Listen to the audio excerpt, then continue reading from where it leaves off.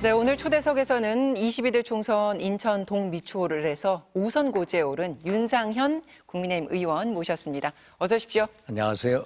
시간이 꽤 지났지만 그래도 당선 축하드립니다. 예, 감사합니다. 네, 윤석열 대통령과 이재명 대표의 어제 영수회담 이 예. 이야기부터 질문 드리겠습니다. 여당 중진으로서 어제 회담 총평과 함께 가장 잘한 점 그리고 또 아쉬웠던 점을 각각 좀 꼽아주시죠.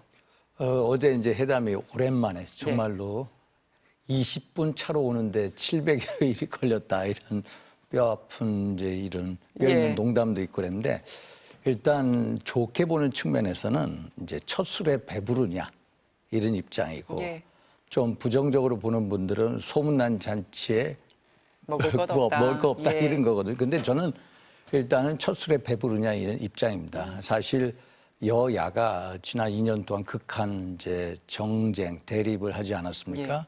그 중에도 최고 여야의 지도자들 두 분이 처음으로 소통, 대화, 어떤 경청의 자리를 만들었다. 그래서 일단은 대화의 물꼬를 텄다. 그런 면에 있어서 긍정적으로 봅니다. 자, 긍정적이면 첫 수를 떴다. 일단은 그래서 저는 그 중에서도 보면은 일단은 의료개혁의 필요성, 또 의대 정원 확대에 대해서 불가피성에 대해서 두 분이 완전히 의견 일치를 보았거든요. 그리고 또 예를 들어서 연금 개혁에 대한 의지가 있는 것도 서로 확인을 했고요. 또 추후에 그게 어떤 형식이 되든지 추후에 또 만나기로 했다. 좀 아쉬운 점이 있다면은 야, 이런 적어도 몇 가지 사항을 좀 합의를 했는데 그 합의문이라도 일단 몇 가지라도 적었으면 하는 그런 아쉬움이 남습니다. 예. 그러니까 뭔가 가시적인 성과가 났으면 좋았을 텐데 이제 그 부분이 아쉽다는 말씀이신데 지금 민주당에서는 지금 말씀하셨던 의정 갈등 관계 그 부분과 또 연금 개혁 이 부분에 있어서 시각차가 분명히 있었고 그 내용이 주고받았었는데도 공감대를 이뤘다는 그 얘기만 계속 대통령실에서 하는 부분에 대해서 좀 불편한 기류가 있더라고요. 그래서 아니 의정 갈등에 대해서는 대통령의 정책 방향에 대해서 거기에 대한 공감대를 공감한다라고 이제 이재명 대표께서 하셨거든요. 그래서 이런 문제에 대해서도 사실 이재명 대표께서 주장하시는 거 의료 개혁, 특히 이제 공공의료, 필수의료, 지역의료 강화시키자. 이거에 대해서 현 정부에서도 5조 원을 들여서 10년 앞으로 5년 동안에 10조 원을 드리겠다고 했거든요. 또 대통령이 이제 의대 정원 문제에 대해서도 유연한 입장을 가지고 있고요. 또 세 가지 중에 마지막 하나가 이재명 대표가 주장하시는 게 의료진의 현장 복귀. 이 세 가지 의료 개혁이 똑같습니다.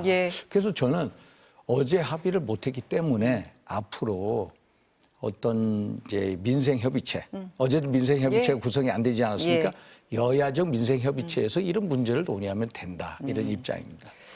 그 민생 부분에 있어서만큼은 어제 어떤 식으로든 결론이 좀 도출되기를 국민들은 굉장히 바라는 저도 그걸 바랬습니다. 주제였을 거예요. 그래서 민주당에서 던진 25만 원 민생 지원금이라는 주제가 있으니 어떤 식으로든 양쪽 지도자가 조금 통큰 결단을 해서 조금 양보해서 어떤 절충점을 찾아내길 바랬을 텐데 그게 왜 안 됐을까요? 저도 그게 가장 안타깝습니다. 저도 그 부분에 있어서는 좀 일종의 큰 원칙의 합의가 이루어질 줄 알았거든요.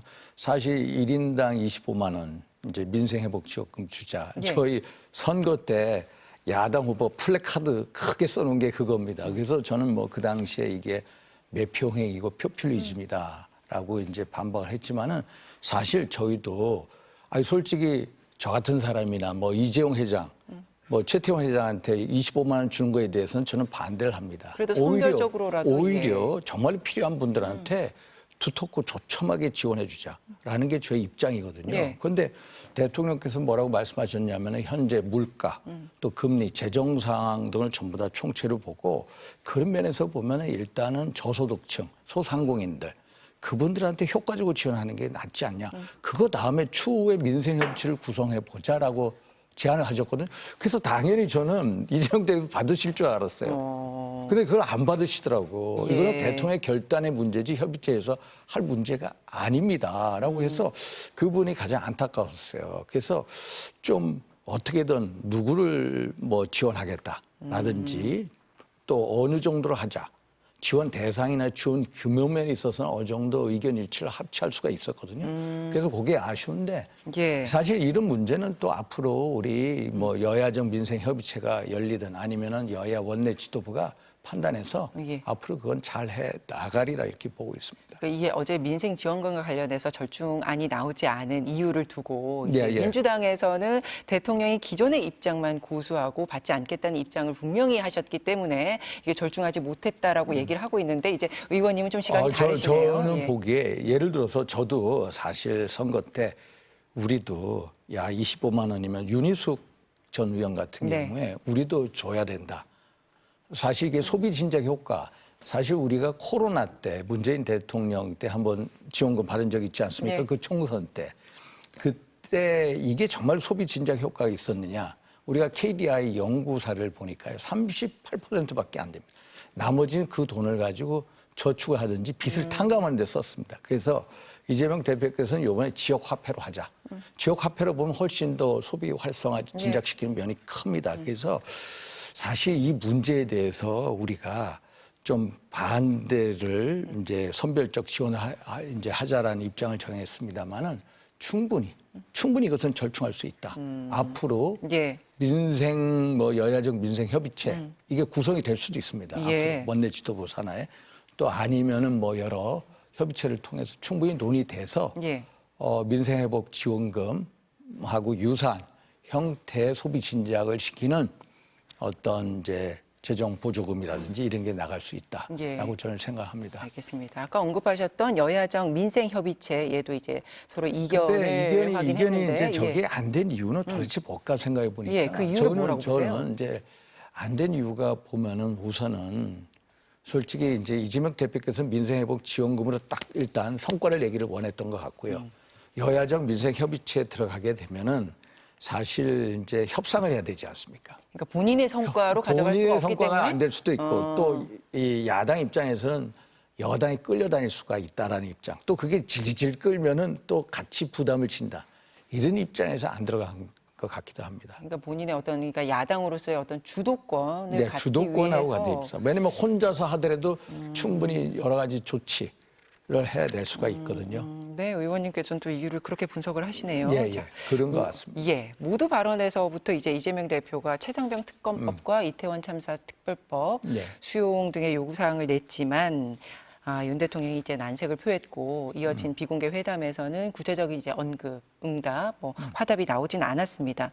그리고 이제 앞으로는 어쨌든 야당은 이걸 처리를 할 겁니다. 예, 예. 그럼 여당으로서는 어떻게 대응할 계획이십니까? 이제 사실 우리 채모 상병 순직 사건 예. 당연히 진실을 밝혀야죠. 이건 절대적 명제입니다. 예. 또 수사 외압에 대해서도 당연히 밝혀야 됩니다. 절대적 명제입니다. 그런데 사실 이 사건을 현재 공수처나 경찰이 수사를 하고 있는 상황입니다. 오늘도 언론에 보면은 김기한 해병대 사령관을 공수처에서 지금 불렀거든요. 소환하거든요. 그런데 이 공수처라는 게 어떤 기관입니까?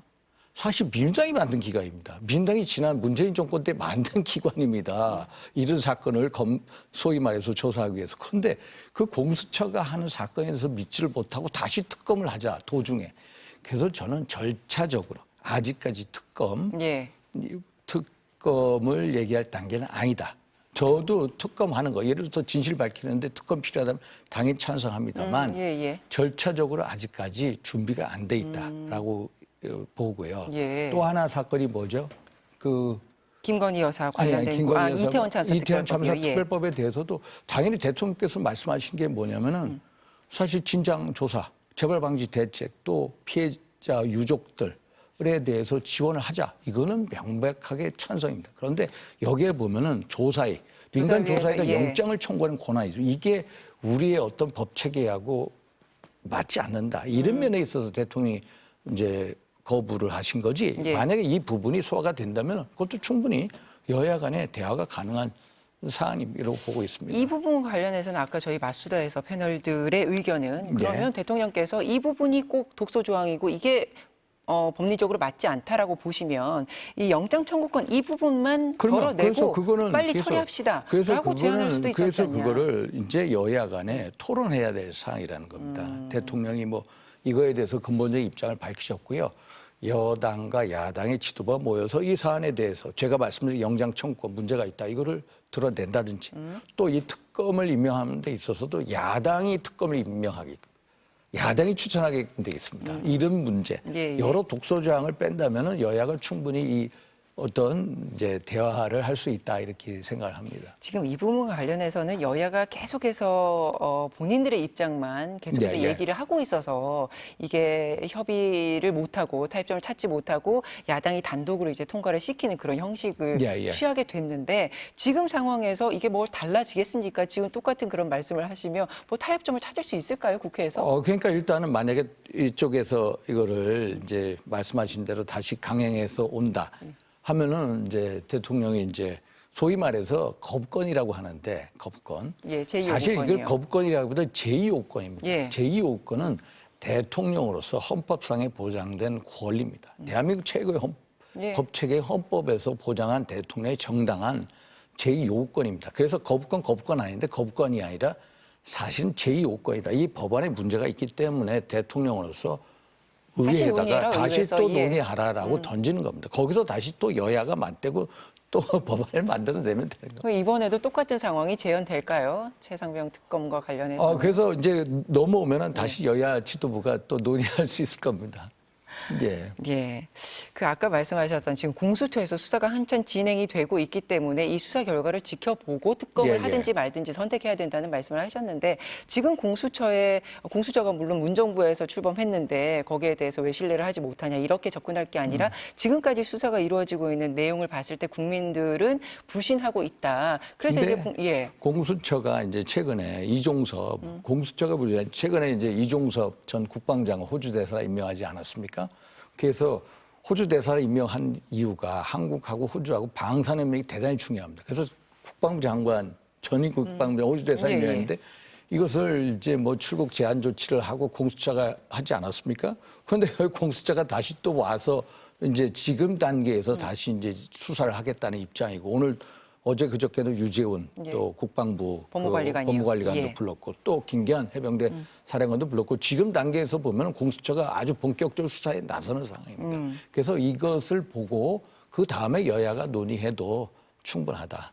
그러면 지금 이태원 특별법과 최상병 특검 이것은 국회를 통과해서 넘어가면 이번에도 그냥 이 조항 그대로 만약에 법안이 넘어간다면 대통령이 거부권 행사해야 된다고 보세요? 아마도 이제 거부권에 하면 제2요건 아마 당에서도 이 법안에 문제가 있으니까 다시 심사를 해 주십시오 하고 원내 지도부가 대통령에게 건의하지 않나 요청하고 이렇게. 그래서 예. 대통령은 제2요구권을 다시 행사를 하고 그게 예. 다시 국회로 돌아오고 이 똑같은 상황이 재현될 거라고 보세요? 재현되는데 이제 문제가요. 이제 우리가 5월 29일 날 2월 20일 때 국회 끝납니다. 끝납니다. 예. 끝나는데 만약에 이 제2요구권에서 온 법안이 22대 국회에 왔을 때 어떻게 되느냐. 어떻게 그 법안을 될까요? 예. 인정하느냐 인정하지 않느냐. 이것도 사실 헌법학자들마다 의견이 다 달라요. 그렇죠. 예. 그래서 그것도 하나의 논쟁의 소지가 될 수가 있습니다. 그래서 지금 5월 2일 날 우리가 본회의를 예정하고 있는데 2일 날 안 하면은 예. 제가 알기로 국회의장께서 6일부터 18일까지 외국을 갑니다. 외국에 출장이 돼 있어요. 그 다음에 만약에 18일 이후에 이 법안을 통과를 한다. 통과를 하게 되면 정부한테 이송할 때까지 보통 7일에서 10일 걸립니다. 근데 긴급 이송이라고 해가지고 3일 내에 갈 수가 있거든요. 3일 내에 간다? 다시 대통령이 돌리면 한 25일 지나서 올 겁니다. 그러니까 20일 때는 25일 물리적으로는 이게 지날 수도 있는데 그러면 22대 이제 국회가 예. 6월부터 시작하면 예. 이 법안을 어떻게 할 거냐. 이것도 이제 여야 간에 엄청난 이제 논쟁거리가 될 겁니다. 이게 사실 이 피해자들을 생각하면 예, 예. 그 의원님도 아까 공감을 하셨지만 이게 어떤 식으로든 빨리 진행이 되는 걸 국민들은 바라고 예. 있을 텐데 이렇게 지지부진하게 시간을 끌고 있는 것에 대한 굉장한 답답함과 피로감이 있습니다. 네. 아니 수사는 계속 하고 있습니다. 수사는 예. 사실 뭐 이태원 그 참사에 대해서도 계속 뭐 경찰이나 국가수사본이나 뭐 다 수사를 했고요.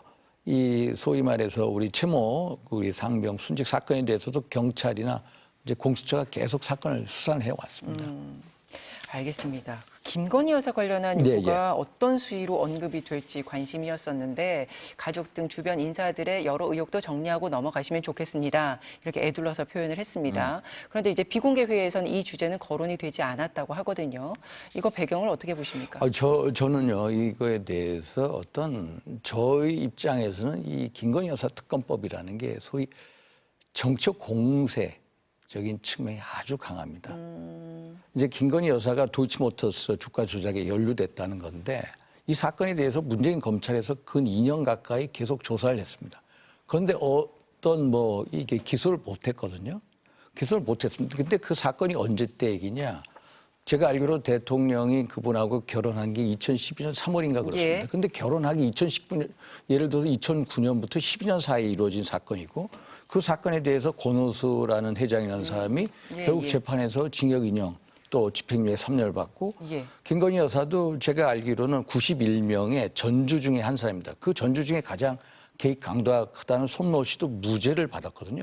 그런데 이거에 대해서 어떤 특검을 하죠. 특검하는데 비용이 얼마 들어간지 아세요? 예, 근데 여기서의 특검은 도이치모터스 주가 조작 의혹뿐만 아니라 명품백 수수라든지 그리고 양평 고속도로 관련된 의혹도 포함을 시켜서 지금 추진을 하자고 하는 그러니까 부분인데요. 예를 들어서 명품백 수수 논란도 이것도 소위 말해서 공수처 경찰이 수사하면 되는 사항입니다. 사실 수사가 제대로 안 되고 있다고 생각하는 것 같습니다. 예. 아니 그러니까 이 권력 기관들이 소위 말해서 빨리 해야죠. 그걸 안 하는 게 문제죠.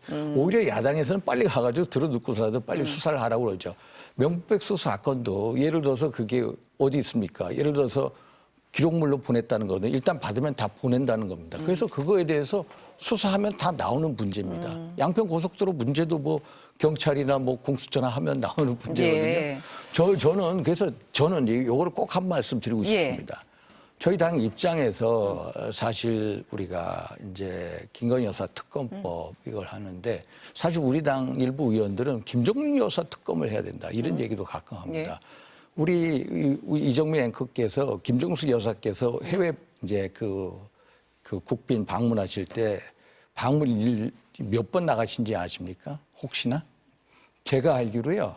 48번 나갔습니다. 역대 어느 영부인보다 따블입니다. 그런데 하나 재밌는 게 뭐냐면 2018년 가을에 이분이 대통령 부부가 같이 인도를 방문했어요. 방문하고 나서 4개월 만에 어디를 방문하냐? 타지마할을 혼자 방문하세요. 타지마할을 혼자 방문하는데 문제는 뭐냐? 대통령 전용기를 띄우고 청와대 전속 요리사를 가지고. 근데 그게 그때 비용이 3억 7천만 원 듭니다.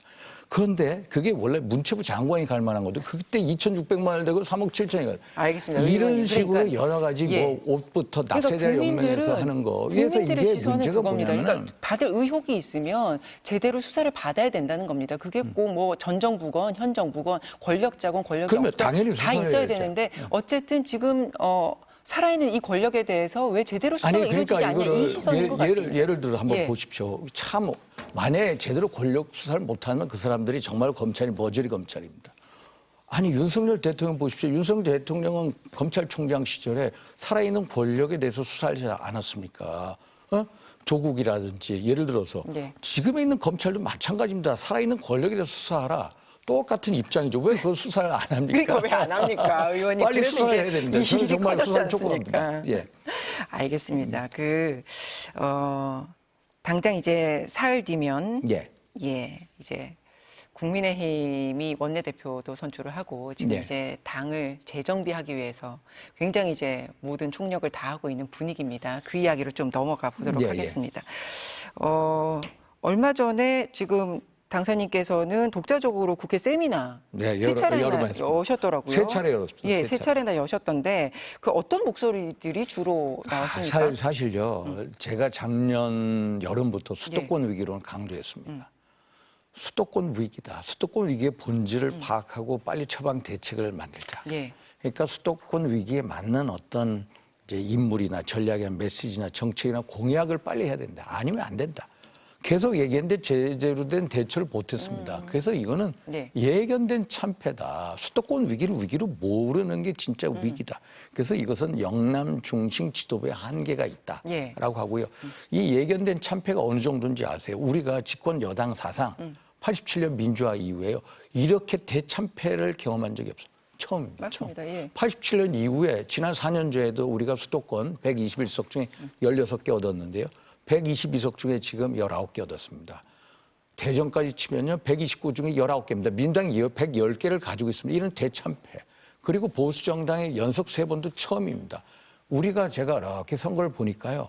2000년부터 수도권에서 우리가 이긴 적이 딱 한 차례입니다. 2024년까지 예, 그 예. 수많은 선거에서 이런 대참패 속에서 정말로 조용한 아침의 나라입니다. 저기는. 그러니까- 공동묘지의 평화입니다. 그래서 제가 계속해서 예. 혁신해야 된다. 앞으로도 수도권 이게 계속 반복된다. 지금이야말로 혁신과 쇄신의 타이밍이다.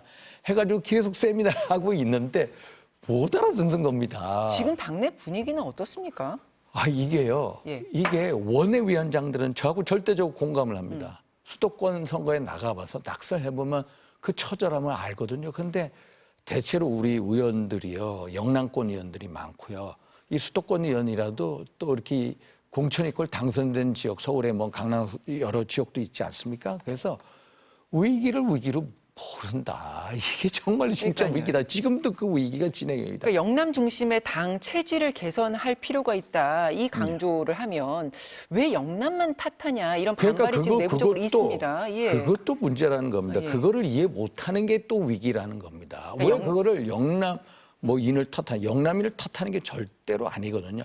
영남 중심당의 한계를 얘기하는 겁니다. 한번 보십시오. 예. 영남을 보수의 심장이라고 합니다. 그럼 수도권은 보수의 팔다리 아닙니까? 어디서 싸웁니까? 팔다리가 싸움하는 거 아니에요? 우리 같은 사람이 싸우는 거 아닙니까? 그럼 민주당을 한번 보십시오. 민주당 호남이 진보의 심장입니다.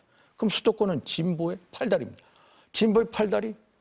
보수의 팔다리 수도권에 싸우는데 우리가 대참패를 했잖아요. 그래서 진짜 이게 영남 중심의 당인데 물론 영남 분들이 우리 당의 심장, 우리 당의 최고의 근간에 가장 고마운 게 그분이 우리를 지켜주셔서 예. 고마운데 영남인들이 진짜 바라는 거는 뭐냐. 영남당으로 국한되는 게 아니라 수도권 중앙으로 나가서 대약진을 하자는 거예요. 외연 확장을 원하시는 겁니다. 한번 보십시오. 우리가 박정희 대통령 있지 않습니까? 박정희 대통령. 박정희 정신 우리 보수의 근간 아닙니까? 예. 뿌리죠. 그러면은 뭐냐. 박정희 정신은 무에서 유를 창조했고 가난을 그래도 발전으로 만든 기본 정신이 아닙니까? 그 박정희 정신이 우리 영남 당의 영남인들한테 숨어 있습니다. 그 예. 박정희 정신을 가지고 수도권과 중원으로 대약진을 하자.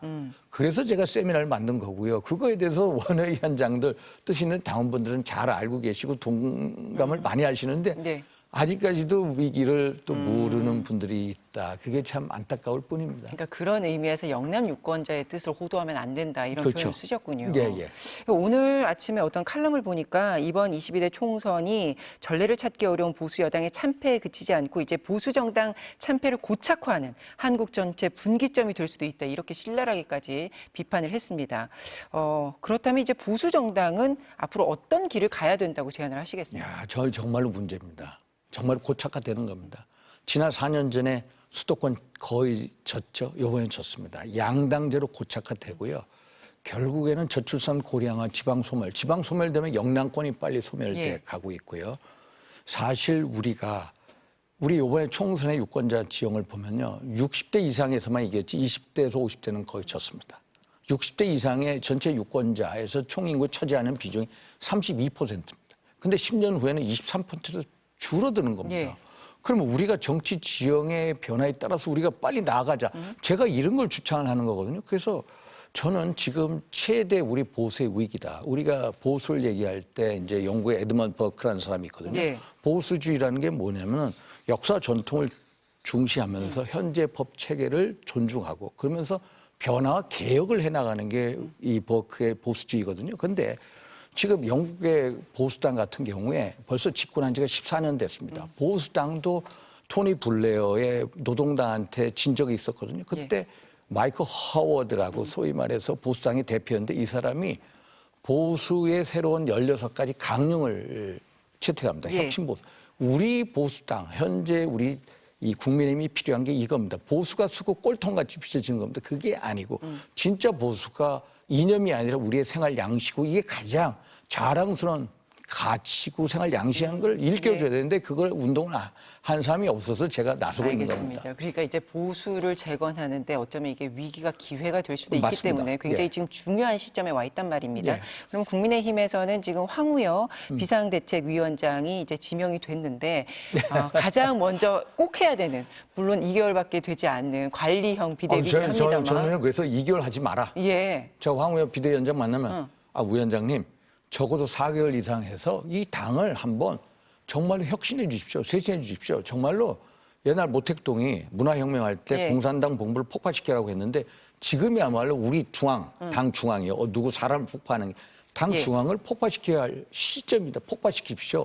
혁신하십시오. 쇄신하십시오. 이 얘기를 해드리고 그럼 싶습니다. 폭파의 핵심, 상징적으로 보여줄 수 있는 게 폭파의 뭡니까? 핵심은 뭐냐? 우리 당의 잘못된 체질 개선해 주십시오. 우리는 어떻게 해야 너무도- 됩니까? 왜 우리는요? 박근혜 대통령 탄핵을 누가 했습니까? 우리 당 사람들이 했습니다. 뺄셈 정치의 DNA가 있다는 겁니다. 제가 보기에 뺄셈 정치의 그 체질을 개선해. 어떻게 보십시오. 예를 들어서 현 정부는 소위 말해서 두 연합 세력의 축입니다. 하나는 2030으로 대변되는 우리 이준석계, 또 중도층의 대변은 안철수계 연합인데 두 개의 축을 우리 스스로 잘라버렸습니다. 자해 정치를 한 거죠. 그러면서 그걸 목도하면서 우리의 정권 교체를 지지했던 수많은 유권자, 적어도 10% 이상이 우리 지지를 철회한 겁니다. 이게 바로 자해 정치, 뺄셈 정치 DNA 이거 바꿔라. 예. 또 우리 당은 기본적으로 가치 집단이라기보다는 이익 집단의 성격이 강합니다. 이게 우리가 민당보다 약한 겁니다. 이 민당 보십시오. 이념적인 동지의식이 강한데 우리는 이념적인 동지의식이 너무나 약한 겁니다. 그래서 여의도 연구소 원장부터 제대로 들여라. 예. 대한민국 최고의 우파 이념가를 들여놔서 우리 우파의 이념, 소위 말해서 국민의힘이 지향하는 우파의 어떤 이념의 어떤 이 지향점을 찍고 예. 그리고 어떤 정책이 있으면 이념적 백그라운드 만들어주고 특히 우리 국회의원들, 저 같은 사람들, 예. 당원들 이념 교육 시켜라. 체질 개선이 우선이다. 이것부터 예. 해야 됩니다. 그리고 분림하지 마라. 정치인들 서비스해라. 그래서 당도 서비스 봉사기관으로 탈바꿈 시키자. 이런 체질 개선을 해달라고 주문해드리겠습니다. 그러면 이 시점에서 그 뺄셈 정치를 더 이상 하지 않는 어떤 상징으로 유승민 전 의원과 함께 가는 뭐 그런 당연히. 그림도 예를 들어서 보여주시다고 저는요. 생각하죠. 예. 우리 그 비대위원장께서 우리 인천에 와서 선대위 회의했을 때 비공개 회의 때 제가 유승민 선대위에 넣어라라고 주문했습니다. 하셨죠. 예, 근데 유승민. 근데 안 했지 그걸 못하는 않습니까? 겁니다. 그러니까 이게 결국은 만약에 유승민 그 선배님은 저 대학교 선배님은 저희 지역에 와서 또 유세도 해주시고 예. 그랬습니다. 그래서 정말로 안타까운 대목이 그겁니다. 우리가 같이 힘을 합쳐서 우리의 파이를 키우고 그 내부적인 어떤 논쟁과 정책 경쟁을 예. 통해서 서로 이제 이게 보통 뭐 진퇴가 이게 돼야 되는데 어떤 칼자루나 어떤 자기가 주도 세력이 되면은 자기하고 다른 생각을 가진 거 사람을 못 받아들입니다. 이게 소위 말해서 구동존의를 해야 된다는 겁니다. 구동존의. 의원님 시간이 턱없이 부족해서 여쭙게 게 많은데 이거 여당과 관련해서 국민의힘과 관련해서 마지막으로 여쭤보면 말씀주세요. 원내대표 이철규 예. 의원 유력하게 거론이 되는데 어떻게 보고 계십니까? 이철규 괜찮습니까? 대표, 솔직히 저하고 개인적으로 친합니다. 예. 저하고 친한데 개인적인 어떤 친분을 떠나서요. 예. 어제 나가서 사실 책임 있는 자다. 상을 받을 위치가 아니다. 벌 받을 위치에 있다라고 제가 얘기를 했습니다. 말씀하셨습니다. 어제도 예. SBS 나가서 그런 얘기를 했는데 사실 정말로 열정 있는 분, 책임감 있는 분입니다. 대통령 소통의 장점이 있는데 사실 친명의 박찬대가 나와서 이제 친윤의 뭐 카운터파트로서, 이철규 카운터파트로서는 충분히 능력을 발휘할 수 있는데 문제는 뭡니까? 우리가 혁신과 쇄신의 타이밍입니다. 예, 그 사실 이미지로는 그래서 적절치 혁신과 못하다. 쇄신의 타이밍 때문에 정말 억울해도 지금은 자숙할 때다. 근데 어떻게 될 거로 보십니까? 일단은 이제 몇 분이 생각을 가지고 있는 것 같아요. 예. 아직까지 등록은 아무도 하지 안 했는데 않았더라고요. 이제 예. 등록을 하고요. 만약에 등록이 안 되면 며칠 더 또 이제 연기해서. 연기를 시켜 갑니다. 그래요. 예. 그러니까 이철규 원내대표 아닐 가능성 충분히 있다. 이렇게 알겠습니다. 그 여당의 외교안보 전문가신데 현 정부 외교안보 정책에 대해서는 어떻게 평가를 하고 계신지요? 근데 외교안보는요. 사실 대통령 이제 외교안보의 문의안인데 제가 오랫동안 보잖아요. 참 담대한 접근을 하셨습니다. 일단 자유평화 번영의 글로벌 중추국가를 지향한다. 예. 그 속에서 한일 동맹을 강화시킨다. 한일 관계 개선한다. 그리고 한미일 협력 체제를 제도화한다. 그리고 그 속에서 또 한중 관계를 또 한로 관계를 정상화시키다. 이런 거는 정말로 그 프레임이나 이런 게 아주 잘 돼 있습니다. 전문가로서 아쉬운 부분은 없으십니까? 아쉬운 부분은 예를 들어서 이제 대통령이 전체적인 맥락을 아주 잘 짚습니다. 또 세일즈 외교도 잘합니다. 잘하고 있는데 아쉬운 것도 거의 없는 것 같아요. 사실 이제 시진핑 주석하고의 관계 개선인데 예. 재작년에 벌써 시진핑 주석하고 발리에서 한 30분 동안 이제 회담을 하지 않았습니까? 그래서 한중 관계나 이런 거에 대해서 좀 더 이제 적극적인 자세 견지할 거고요. 시급한 현안은 뭐라고 보세요? 지금 당장. 저는요. 트럼프 대통령이 만약에 당선이 된다면은 최근에 엘브리지 콜비라고 트럼프의 핵심 측근입니다. 이 사람이 국방부 부차관보였는데 주한미군을 중국 견제 역할도 하면서 한국의 독자적 핵무장 시키자라고 얘기했습니다. 이 사람이 백악관 안보보좌관입니다. 지금은 만약에 트럼프 대통령이 당선이 된다면 북핵 폐기가 아니라 북핵 관리로 갑니다. 예. 북핵 동결로 갑니다. 그러면은 북핵 확산 방지로 가면 사실상 북한이 핵 보유국이 되고 그때는 우리가 제한적 의미의 자의적 핵무장을 해야 할 때입니다. 저는 그걸 주장합니다. 사실 핵무장을 해야 됩니다. 그때는 우리가 핵무장을 해서 남북한이 동시에 핵 폐기를 할 때 우리도 핵 폐기를 하겠다. 그래서 이게 중요한 현안이 될 것 같습니다. 알겠습니다. 조만간 또 모시고 의원님 네. 말씀 더 듣도록 하겠습니다. 네. 22대 의정 활동 기대하겠습니다. 감사합니다. 고맙습니다.